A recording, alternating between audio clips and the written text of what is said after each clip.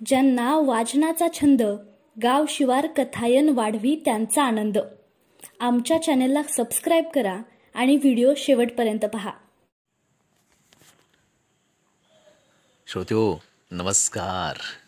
आता ऐकूया कवी अरुण इंगवले यांच्या आबूट घेऱ्यातला सूर्य या कविता संग्रहातील निवडक कविता. बाबर मुठभर सैन्य घेऊन आला तेव्हा, हे आहे पहिल्या कवितेचं शीर्षक.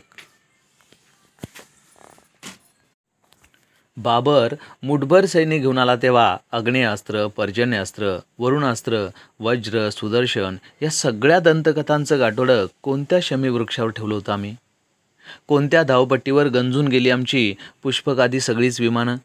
का हतबल झाले आमचे सगळे शाप उशाप? का गर्भगळीत झाले मंत्रतंत्र? का सैरावैरा पळाले आमचे 33 कोटी रक्षण करते? कुणी विहिरीच्या तळाशी, कुणी भूमिगत.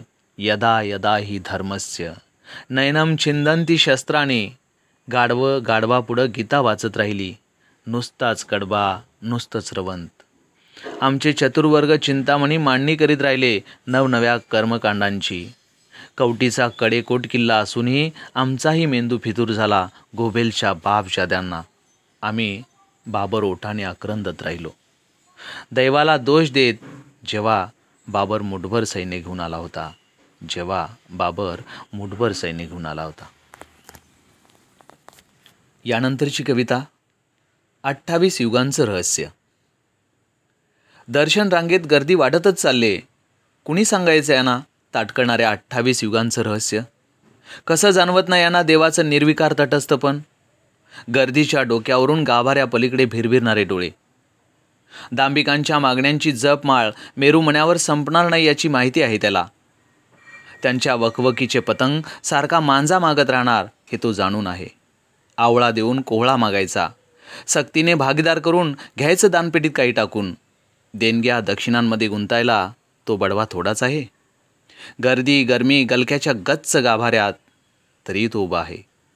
ज्ञान्या चोक्या नाम्या तुक्या बंक्या यांचा वारसदार आलाच तर आपलं हजर असावं म्हणून. यानंतरची कविता सावली.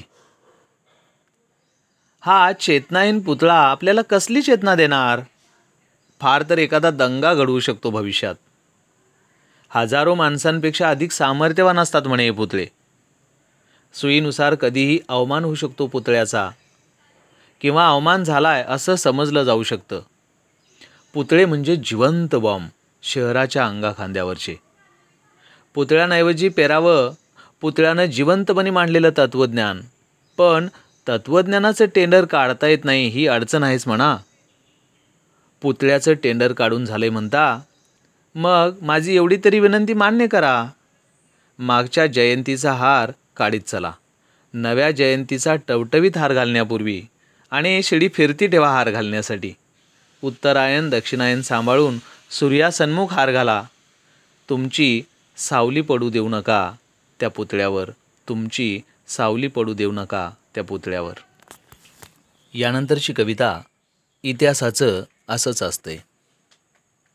अजा मनाला लावून घेऊ नको, इतिहासाचं असंच असतंय. ज्याला ढापान बांधून आयुष्यभर घाण्याला फिरवलास त्या कसऱ्या बैलाचा इतिहास कुठं लिहिलास तू तरी? टीका पंड्या मोऱ्याची आठवण पण मातीत गेली. ज्याने आयुष्यभर नांगरला तुझा संसार आणि वाघरासोबत झुंजणारा हरण्या तांबूच्या पाड्याची मान सोडवायसाठनं, त्याचा तरी इतिहास कुठाय जिता? जिच्या दुबत्यावर आम्ही तरारा वाढलो तिच्या नावाचा पत्त्याच नव्हता, इतिहास लांबच. आजा 7/12च्या तुकड्यावर तुझी नोंद हाच मोठा इतिहास. जनावरांचा इतिहास नाही लिवला जात आजा.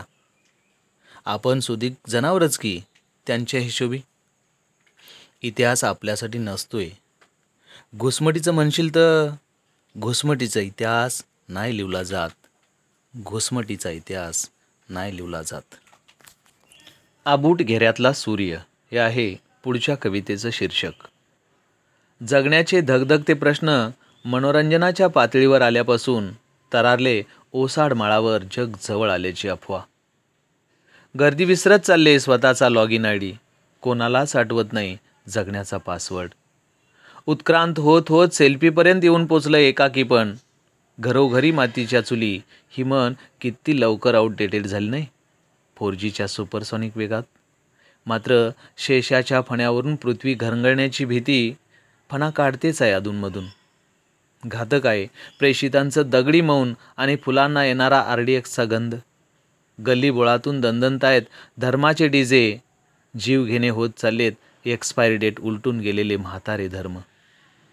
रंग एकमेकांचे वैरी झाले माणसाच्या नादी लागून. झेंड्यांनी वाटून घेतले सृष्टीतले सगळे रंग.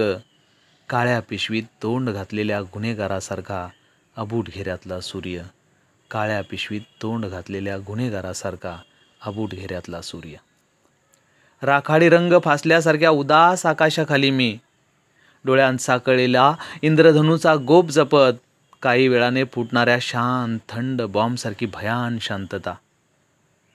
आपल्याला कसला आनंद होईल की काय याचा धाक आसमंतभर. आणि भोवताली हमसाहमसी हसणारी लाफिंग क्लब. अबूट प्रहरांच्या चिकित्सेत भांबावून न जाता धीर राखायला हवा मळभाचं बुरखान फाटेपर्यंत. उन्हाची कातरणं काढून ठेवायला हवीत सूर्यबीज जपण्यासाठी. उन्हाची कातरणं काढून ठेवायला हवीत सूर्यबीज जपण्यासाठी. आणि आता ऐकूया हे पसायदान. या वांज मातीत कित्येक शतकं नुसतंच पडून आहे हे अंकुर न फुटलेलं पसायदान. हे ज्ञान सूर्या कसं उमगलं नाही तुला? धृतराष्ट्राच्या देशात सारखेच असतात दिवस आणि रात्र. विश्वात्मक देवाची प्रतिष्ठापना करू पाहणाऱ्या ज्ञानसूर्या कसे लक्षात आले नाहीत तुझ्या विश्वभर उभे राहणारे स्वधर्माचे सवते सूर्य? खळ वाढले, खळांची व्यंकटी वाढली. दुरीत वाढले, दुरितांचे तिमिरी वाढले. भूतांचे परस्पर मैत्र हा तर भाबडेपणाच ठरला. सत्याला वळसे घालून गेल्या ईश्वरनिष्ठांच्या मांदियाळ्या. जो जे वांचील तो ते लाहो हा तुझा वर भस्मासुरासारखा उलटलाय. आमची वकवक, आमचं पशुत्व याचा अंदाजच नाही आला तुला. ग्रंथोपजीवीये विशेषी लोकीसुद्धा पेलला नाही तुझा अमृतातेही पैजा जिंकणारा बोलू. पसायदान मागणाऱ्या तुझ्या दुखऱ्या स्वगताचा स्विटाळ होतो काहींना. तू पैठणवरून आणलेल्या शुद्धीपत्राची जात पडताळणी व्हावी हा त्यांचा आग्रह माऊले. तुझं तत्त्वज्ञान लाल फडक्यात गुंडाळणे हेच अधिक व्यवहार्य. तू चालवलेली भिंत आणि तुझा रेडा इतकंच पुरे आम्हाला तुझ्या जयघोषासाठी. इतकंच पुरे आम्हाला तुझ्या जयघोषासाठी.